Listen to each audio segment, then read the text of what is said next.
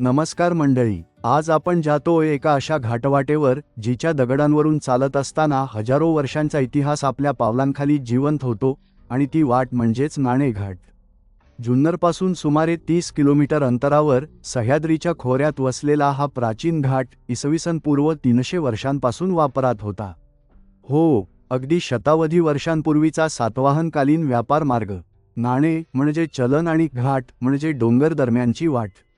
या मार्गानेच दख्खन पठारावरून कोकणात आणि पुढे अरबी समुद्र किनाऱ्यावरील बंदरांपर्यंत मालवहन होत असे. नाणेघाटात आजही पाहायला मिळतात त्या प्राचीन लेण्यांमधील ब्राह्मी लिपीतील शिलालेख, जे सातवाहन राणी नायनिका हिने लिहिल्याचे मानले जाते. हे शिलालेख म्हणजे आपल्या इतिहासाचं थेट पुरातत्वी साक्ष आहे. घाट चढताना बाजूला असलेले उंच कडे, खोल दऱ्या आणि मधून दिसणारे धबधबे, या सगळ्यामुळे नाणेघाटाची वाट म्हणजे एक आध्यात्मिक आणि ऐतिहासिक अनुभव. घाटाच्या टोकावर एका मोठ्या नैसर्गिक गुहेत तोलनाचं प्राचीन ठिकाण आहे, म्हणजेच इथे व्यापारी त्यांच्या मालाची देवाणघेवाण करत वस्तूंचं मोजमाप करत असत. पावसाळ्यात इथे धुके, वारा आणि धबधब्यांच्या आवाजात चालत असताना असं वाटतं की काळाचं चक्र इथे थांबलंय.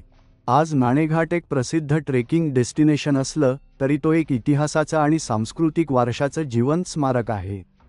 चला तर मग नाणेघाटाच्या दगडांवरून चालताना त्या व्यापाऱ्यांचे पावलं आठवूया आणि आपल्या भूमीचा गर्व अनुभवूया.